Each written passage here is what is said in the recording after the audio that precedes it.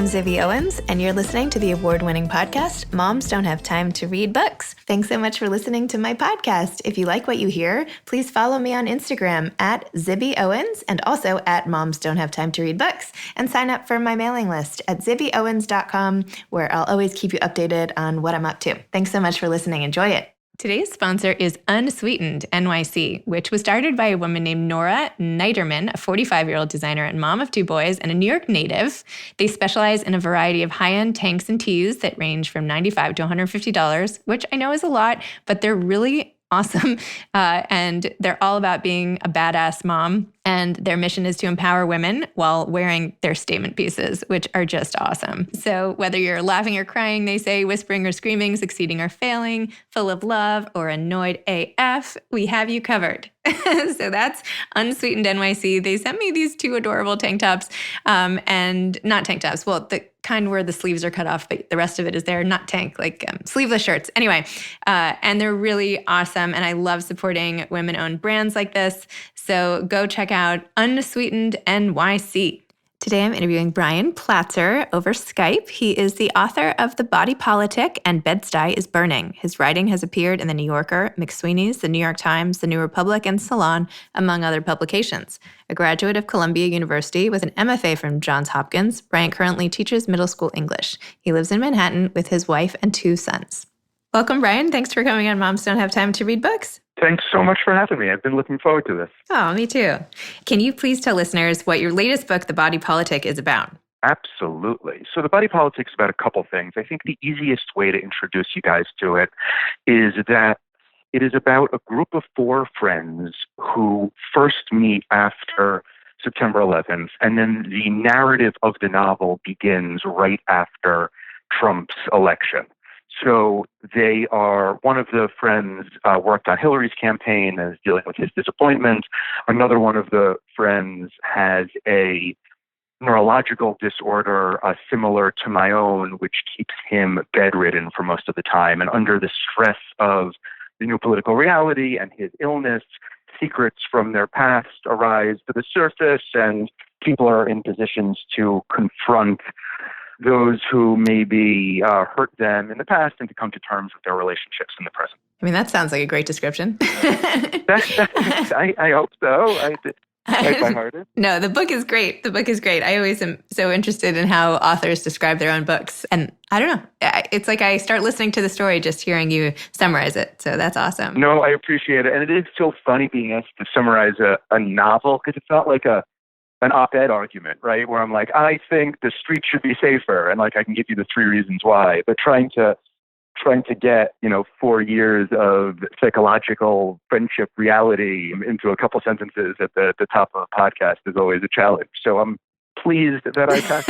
Thanks for rising to the challenge. I don't know why I do this. I don't know why I do this to people. Maybe I'm just stressing everybody out by asking, but sorry. No, but you're right. Like, someone needs to know. It's the same as the back copy of the book, right? Like you have to approximate it, but it's never actually like reading the book itself. It's funny. This book, well, if I were to contrast the description to the experience of reading it, I feel like the only thing I would say is that it goes very deeply in a first-person way into the experience of having a neurological disorder and the effects of that happening to a man and what the impact on his life, work, and family is. And I found that aspect of it super interesting myself. So while it is obviously about all the other stuff, that piece was one of the most interesting to me because I hadn't seen it done really anywhere else before, especially in the way that you did it. So I feel like that really differentiated this novel from others, especially knowing now that it was based on your own neurological disorder. So I think that sort of infused it with even more meaning.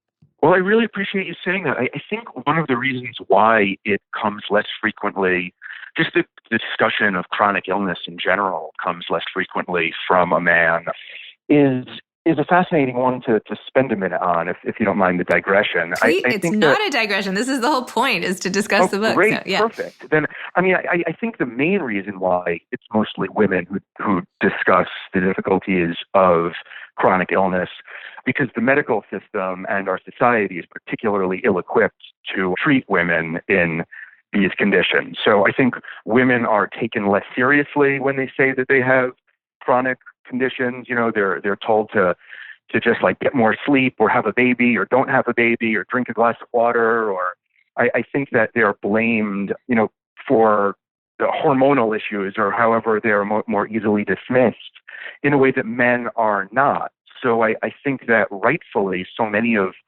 the stories of chronic illness and suffering come from women who are just so exasperated by going through these conditions and not being taken seriously in a way that they deserve to for these life-altering and in many occasions ruining situations. I mean, I've spoken to hundreds and hundreds of patients who are suffering with chronic illness like I am, and I'd say almost all of them are women who say, like, thank you for writing the article in the New York Times about your condition. Now I can show it to and then fill in the blank. And that blank is always my boss, my husband, my boyfriend, or my doctor, because there's just so many people who aren't being taken seriously when they come forward with their descriptions of constant but undiagnosable pain or dizziness or anything along those lines. It's true. I mean, and it's so frustrating when easy tests can't pinpoint what it is, so you can't even explain it, right? When they keep ruling out things. Exactly. Where doctors are so good at dealing with their own siloed specific areas, where if they take an x-ray of the bone and the bone's broken, they know how to fix it. Like, they're so good at the plumbing of the body. But when it gets into these systems where, whether it's irritable bowel syndrome or Crohn's disease, which is, the connection between the stomach and the brain, but it doesn't exist in either one of those areas, or a neurological disorder, an imbalance disorder like the one I have, which is a combination of eyes and ears and muscles and brain. Those are the systems where things fall apart. And I think that on the male side, before I experienced this, I didn't realize the extent to which, like, my performative masculinity, if that's a way to describe it, it existed, like, until it was taken away from me. Like, there was some type of, like, I think women have a good vocabulary to discuss chronic illness. It's just, like, immoral and crappy, like, words like hysteria and all these terms that blame the woman for their condition exist, but they're useless. Whereas for men, I think a lot of that vocabulary doesn't even exist, which is why being a man who suffers from these issues, I think, is full of shame and silence and loneliness, which is maybe not as severe as the woman's experience going through it, but definitely different and worthy of its own depiction. I think that leads to a lot of the opioid addiction that we see, a lot of the suicides that are coming up because of just a lack of vocabulary to talk about male illness and loneliness and fear. It's so interesting. I mean, it's tragic, really. I mean, and you'd think that, I mean, not to discount the medical profession, who particularly at this time is, falling over themselves to save the world and everything, but that there is not a better way, that they don't even have the tools necessarily that they would need to figure these things out, even no matter how advanced all the technology is for diagnosing. Exactly. It's the tools, it's the training, it's the time, and it's the financial incentives. So doctors are so good and they work so hard and they're trained so rigorously to deal with issues that they know how to confront. So like a brain surgeon is a miracle worker, it's a magician. It's unbelievable what he or she can accomplish. But where it comes to these more amorphous, ambiguous conditions that aren't fixable, but need to be treated and managed and discussed, the financial incentives aren't there to spend the time necessary with the patients.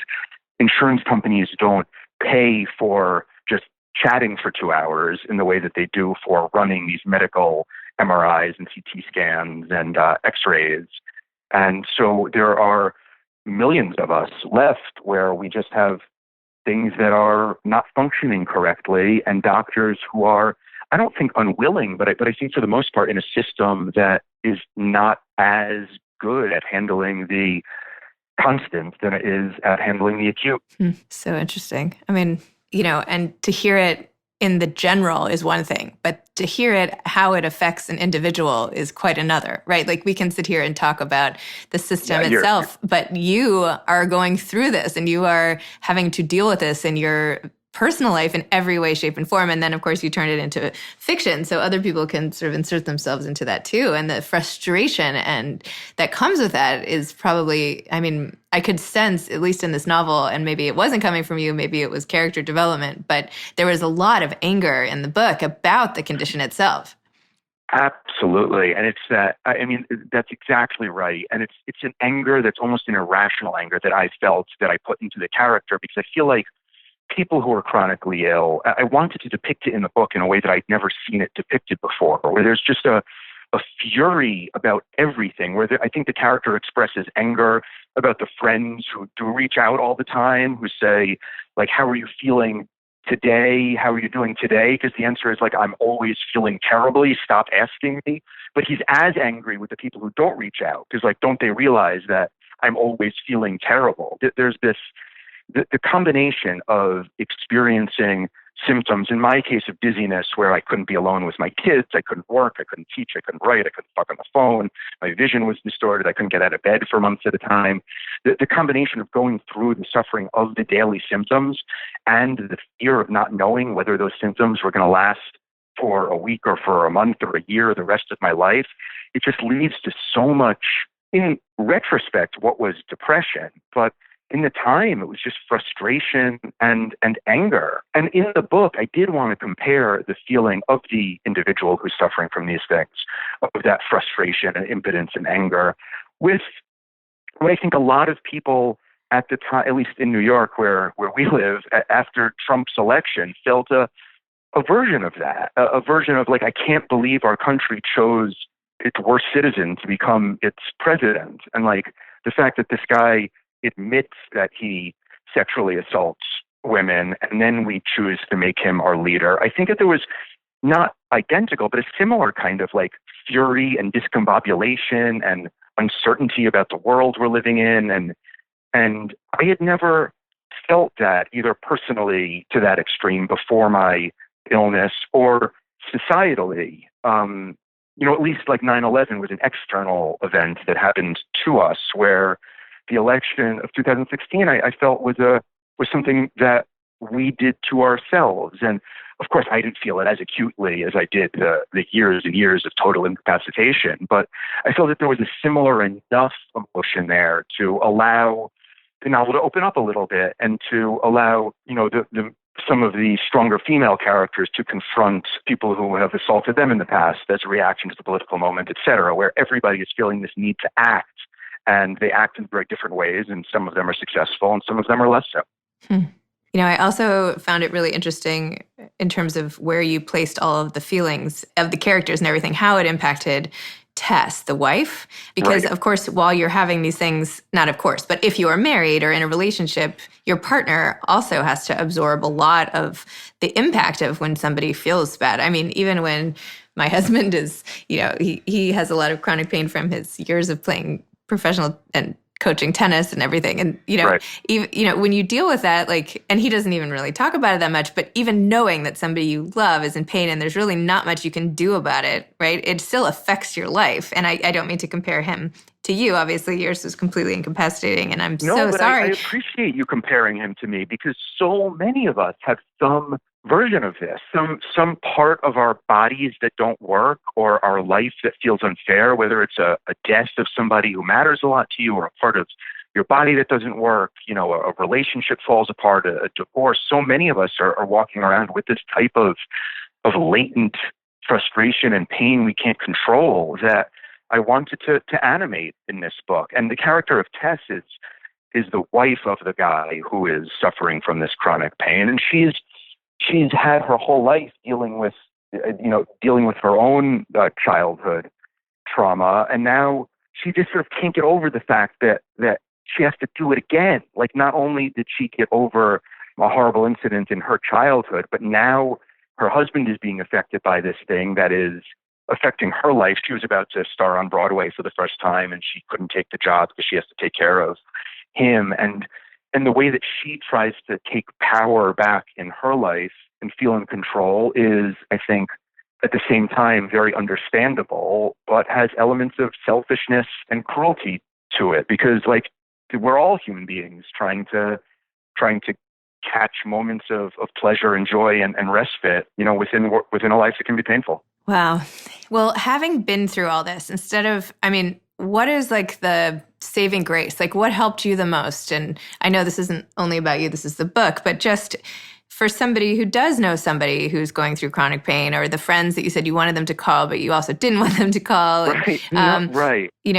For the people who are suffering from this, like what's the message? Like what can help? It's a great question. It's one I've thought a lot about because I was so bad at articulating it when I myself was going through it that I think the book became something of an exercise in empathy when I was forced to think through what it was like to be the wife or the best friend or the mother or the business partner, of somebody who was suffering in this way.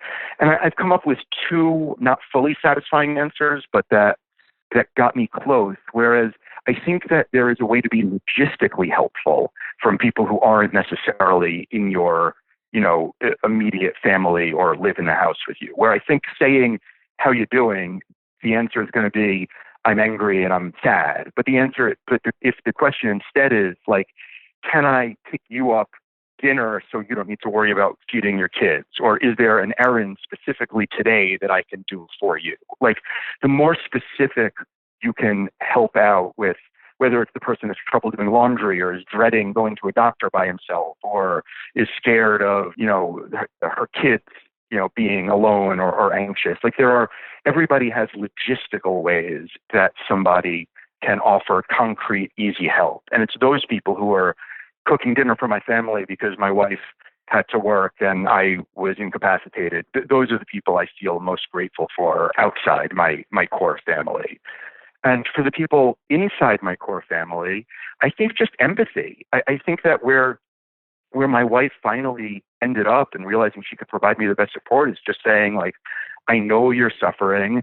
I love you. I'm here. And we'll deal with this together day by day. So that to me are the two things that loved ones and friends can do. Provide like concrete, tangible ways to make life easier, and then to express empathy and steadfastness.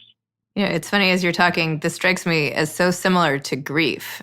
I mean, it's exactly the types of things you need when you're grieving someone. Is like the people to bring you food and the people to, not be annoying about it, but just to know they're there and to empathize. And it's all the rest, because in a way it is a type of grief. You're like grieving the life you thought you were going to live, and instead that's exactly right. It's the same feeling of anger and indignation and paralysis, mm-hmm. right? It's a combination of those two factors. I think that analogy is perfect, is exactly right. And like when you lose somebody, there are always this sort of annoying people in your life who you feel you need to like perform for, oh, thank you so much for calling. No, I'm doing okay. Like the ones where it's almost takes more energy to deal with them trying to support you versus the people who say, how are you feeling today? And is there anything specific I can do to make your life easier?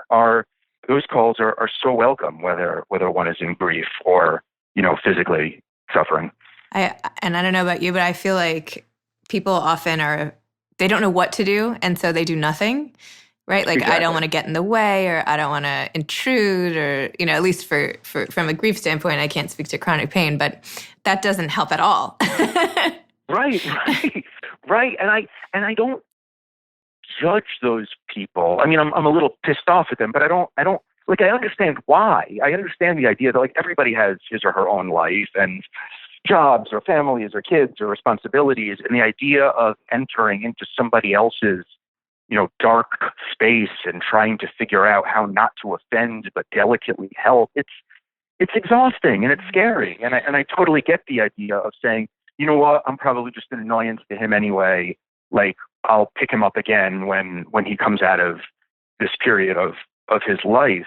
And that would be something that I wish I had been able to follow the advice of a little bit more when I was in it, and that the characters in my book go through as well. The feeling of just like, I'm just going to hibernate until this is over, and then I can start living my life again. And that was something I personally did, and that characters in my novel were doing up until the moment where they felt like they could confront the perpetrator of past, crimes in their life. And I wish someone had shaken me a little bit. Well, not physically shaken me, that was terrible, but somebody would have come to me and said, like, we know you're feeling terrible pain. We know every day is difficult. We know you're scared, but like, try to laugh when you find things are funny. Like, you don't need to perform your pain. We know you're suffering, but when things are tolerable, like, try to enjoy that instead of resenting the fact that it's not like that all the time. And I was a bit of a baby at the worst of it, and I it's reasonable. I forgive myself for it, but I think that for people who do suffer chronic conditions, it's important not to like have a binary view of this, where like either I have the condition, so everything is awful, and I'm going to wait until I no longer do. And then when I no longer do, I'll, rejoice and then have a big donut or something, or whatever you do when you rejoice. Like, it's good to try to sneak in moments of pleasure, or else you fall into a depression. I think my book is a lot about these characters seeing David suffering, seeing their inability to help David suffering, and then looking back into their own life and seeing how they can confront elements of their childhood or their failure, their frustration, or their victimization in a way that David at the moment cannot. And I think all these feelings are so relevant for this exact moment.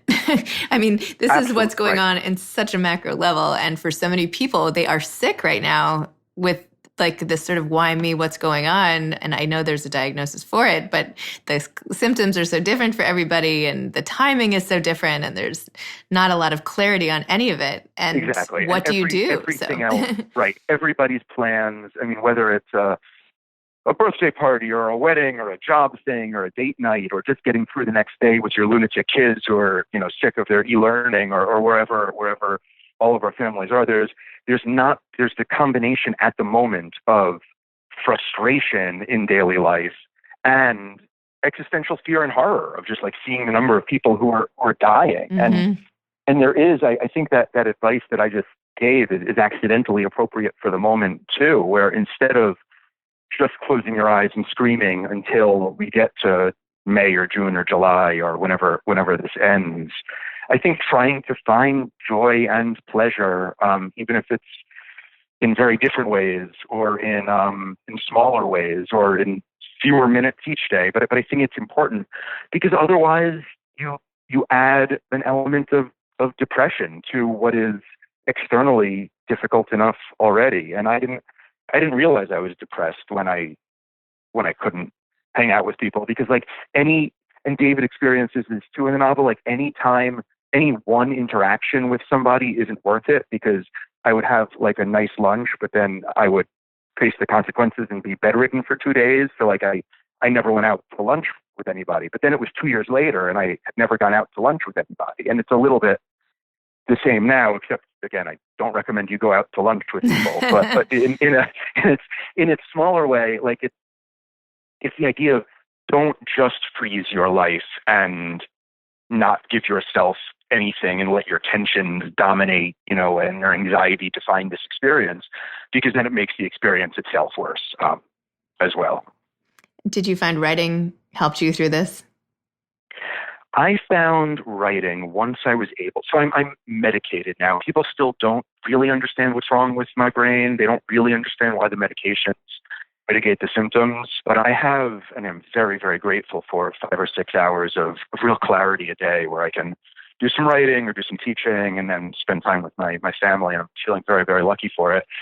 The experience of writing, I felt cathartic in that it helped me remember and have power over and control some of the memories of, trying to put my kids to sleep when they were crying and not understanding what was wrong with me. And I was scared to think about a lot of that in retrospect. And this book helped me frame it in a way that was fiction. So I didn't need to relive it necessarily, but the emotions were so real that it helped me understand what I was going through. But more than that, writing the book helped me, as I mentioned earlier, just like understand what it was like for my wife, because I didn't put myself in her position, and to think what it's like trying to balance a professional life and raising kids and taking care of your spouse without the partnership of your spouse. I feel like it was a an incredibly important exercise to go through that just made me feel so much more grateful on the other end for my close friends and wife and parents and sister in a way that I took for granted while I was experiencing it. So in that way, I hope that the book has the correct balance of those negative emotions that we were talking about earlier, and a sense of gratitude and love and sex and joy and friendship, where those elements can exist. That's great. I mean, I found myself wondering why you didn't write a memoir, but I get it now. I get it. Right. It's funny. People since reading the novel and my pieces for the Times have asked me whether I would want to write a memoir, and I've tried to sit down and play with the idea, but I can't figure out how the memoir would be anything other than my complaining. You know, like it was like really crappy, and like there's no real logic to it, and like it didn't happen for any real reason, and I didn't, find the medication for any real reason, and like the novel, the first draft of the novel began with a lot more bitching and moaning by the character who suffers from a chronic illness, and I realized it was like enough of it, and it was boring, and nothing more was coming from it. So I cut that down dramatically to only the 50 some odd pages that exist in his journal, and let the other characters live and breathe. And it felt like a more useful document than a memoir in this way, but also just a more readable. This book, I wanted it to be thrilling, and I wanted the reader to need to know how the conversation was going to end, and whether she was going to be able to achieve catharsis through confrontation or not, et cetera. Where the memoir, it was too insular. It was too close to me when I was writing it in that manner. Do you think you're going to write another book? Are you working on something? I do.